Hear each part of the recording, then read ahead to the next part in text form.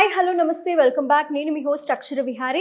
ఈరోజు మనతో పాటు స్టూడియోలో ప్రముఖ జ్యోతిష్య వాస్తు సంఖ్య సిద్ధాంతి మహాగౌరి ఉపాసకులు దింటకుర్తి మురళీకృష్ణ గారు మనతో పాటు స్టూడియోలో ఉన్నారు. గురుగారితో మాట్లాడదాం. నమస్కారం గురుగారు. నమస్తే హరి ఓం శివ. గురుగారు, ఈ మధ్య ఎక్కడ చూసినా కామాఖ్య అమ్మవారి ఆలయం గురించే వినిపిస్తుంది. Yes. చాలా మంది కూడా గౌహతి వెళ్తున్నారు.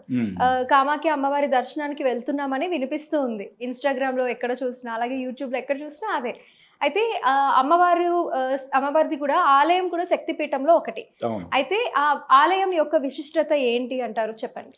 అత్యంత శక్తివంతమైన అష్టాదశ శక్తి పీఠాలు అత్యంత శక్తివంతమైన అమ్మవారి యొక్క యోని భాగం పడిన ప్రదేశం కామాఖ్య మందిరం, గౌహతి, అస్సాం. ఈ యోని భాగం పడిన తర్వాత మళ్ళీ 10 ముక్కలుగా మళ్ళీ ఛిద్రమైందని, ఆ 10 స్థానాల్లో దశమహావిద్యలుగా అమ్మవారు వెలిసిందని చెప్తారన్నమాట. అంటే స్వామివారిని కొలిచేవి మంత్రాలు అయితే అమ్మవారి కొలిసే విధానాన్నే విద్యలు అంటారు. అంటే వాటినే మహావిద్యలు, విద్యలు, బ్రహ్మ విద్యలు అంటారు.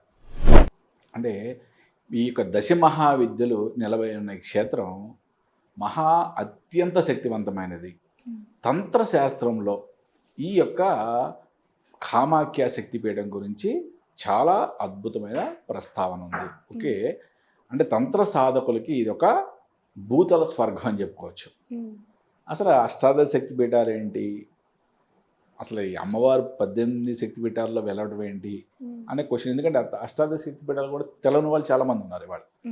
జస్ట్ దాని గురించి కూడా ఒక్కసారి వివరించుకొని మనం ఈ ఆలయం యొక్క విశిష్టత గురించి మనం మాట్లాడుకుందాం.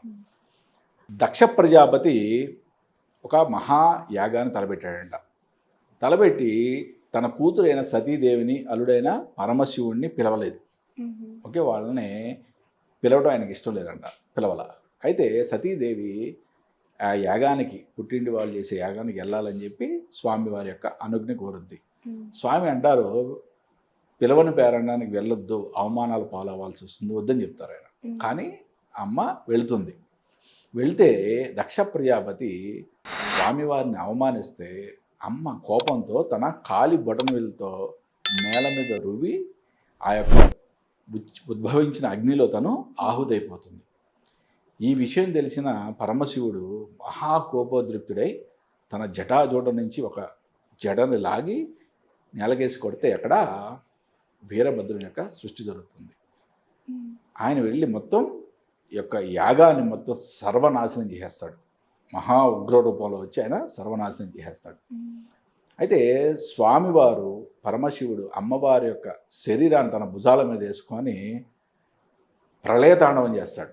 కోపాగ్నిలో ప్రళయతాండవం చేస్తాడు.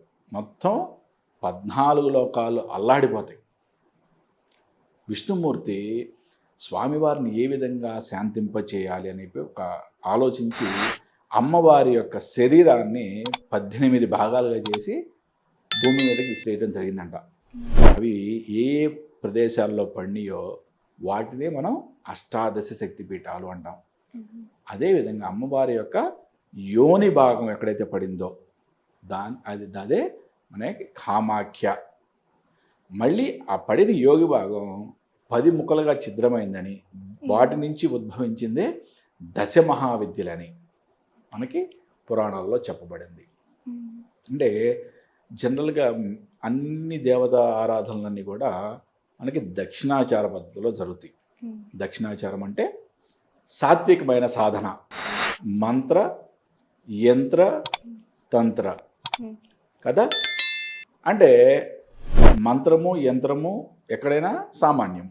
తంత్రం అనేది ఇక్కడ కామాఖ్య మందిరంలో చాలా స్పెషల్. అంటే తంత్ర సాధకులకు చాలా అనువైన ప్రదేశం అని చెప్పి మనకి తంత్రశాస్త్రంలో వివరించబడింది.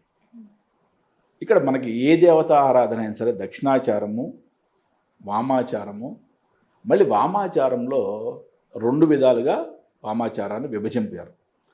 కౌళాచారం అని, అఘోరం అని వివరించడం జరిగింది. వామాచారం అంటే పంచమకారాలతో, పంచబలులతో ఏ విధంగా అయితే చేస్తారో. పంచమకారాలు అంటే మద్యము, మాంసము, మత్స్యము, ముద్ర అండ్ మైథునము. ఈ 5 మకారాలతో చేసేదే వామాచారం. పంచబలులతో చేసేదే కౌళాచారం. 5 బలులు, 5 రకాల బలులతో చేసేదే కౌళాచారం. ఈ 5 రకాల బలులు అంటే అక్కడ గొర్రెని కానీ లేదా మహిషాన్ని కానీ దున్నపోతుని కానీ బలిస్తారు.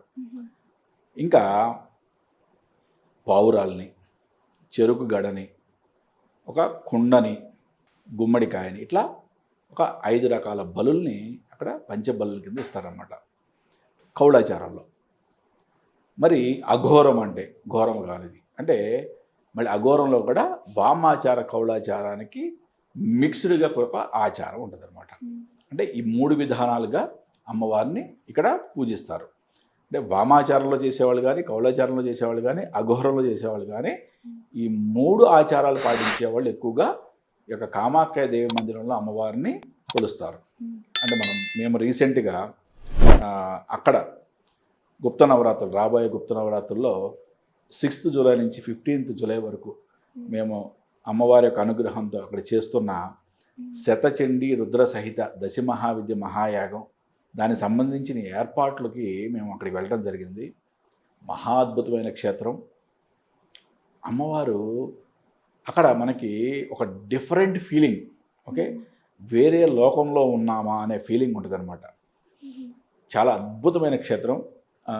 రోజు కూడా ప్రతిరోజు విఐపి దర్శనం, చాలా తక్కువ టికెట్స్ ఇస్తారు అక్కడ. అంటే వెళ్ళే వాళ్ళకి కొంచెం నాలెడ్జ్ ఉండాలి కాబట్టి చెప్తున్నా. చాలా తక్కువ టికెట్స్. తెల్లవారుజాము నుంచి అంటే ఈ 6:30 గంటలకి టికెట్స్ ఇవ్వడం స్టార్ట్ చేస్తారు, కానీ ఉదయం 3 గంటలు 4 గంటల నుంచి లైన్లో ఉంటారు. ఆన్లైన్లో కూడా ఒక 1 వీక్ బిఫోర్లో కూడా 1 వీక్ బిఫోర్ నుంచి ఆన్లైన్లో కూడా దొరుకుతాయి. ఉదయము మధ్యాహ్నము ఒక 200 or 150 టికెట్స్. కరెక్ట్గా ఇన్ని టికెట్స్ అని చెప్పరు వాళ్ళు, కొన్ని టికెట్స్ మాత్రమే ఇస్తారు. మధ్యాహ్నం కూడా టికెట్స్ ఇస్తారని గ్యారంటీ ఏముండదు. లైన్ చాలా స్లోగా నడుస్తుంది. అంటే చాలా ఓపిక ఉండాలి అమ్మవారి దర్శనం చేసుకోవడానికి. మినిమం 4-5 గంటలు, ఓకే, విఐపి దర్శనం కూడా 4-5 గంటలు మినిమంగా పడుతుంది.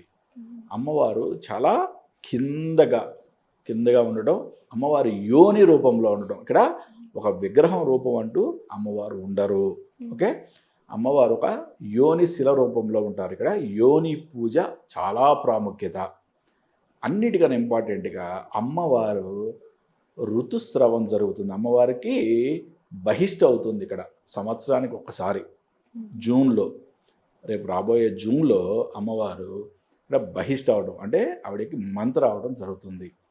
ఆ ఋతుస్రవాన్ని అంబుబాచి మేళ అని చెప్పి చాలా పెద్ద పండుగగా సుమారు 15-20 లక్షల మంది ఒక పెద్ద జాతరగా అక్కడ చేసుకుంటారు. ఒక అద్భుతమైన సన్నివేశం అది. ఆ అంబుబాచి మేళ తరువాత మళ్ళీ అమ్మకి చాలా బలులతో అమ్మవారిని శాంతింపజేసి అమ్మవారి యొక్క పునర్దర్శనం స్టార్ట్ చేస్తారన్నమాట. ఈ అంబుబాచి మేళ అయిన తర్వాత జూలైలో మనం అక్కడ ఒక అద్భుతమైన యాగాన్ని మనం తలపెట్టాము. ఇది లోక కళ్యాణార్థం, లోకహితార్థం. అంటే ఎటువంటి కామ్యం గురించి కాదు, బట్ కానీ కలియుగంలో కామ్యాలు అనేవి చాలా సర్వసాధారణం కాబట్టి ఎవరైనా సరే అక్కడికి వెళ్ళాలి, మేము అక్కడ ఏదో చేయించుకోవాలి అనుకునే వాళ్ళు కింద డిస్ప్లే అవుతున్న నెంబర్కి కాల్ చేయండి, పూర్తి వివరాలు తెలియజేస్తాం. ఒక అద్భుతమైన క్షేత్రం. అక్కడ అడుగు పెట్టడమే మనం ఒక పూర్వజన్మ సుకృతంగా భావించాలి. ఓకే, సో చూశారు కదా గురుగారు చెప్పింది. మీలో ఎవరైనా గురుగారి ద్వారా కామాఖ్యాదేవి ఆలయానికి వెళ్ళి దర్శనం చేసుకోవాలి అనుకుంటే కింద కనిపిస్తున్న డిస్ప్లే నెంబర్కి కాల్ చేసి ఇతర వివరాలను తెలుసుకోండి. ధన్యవాదాలు గురుగారు. నమస్తే అమ్మ. హరి ఓం శివం.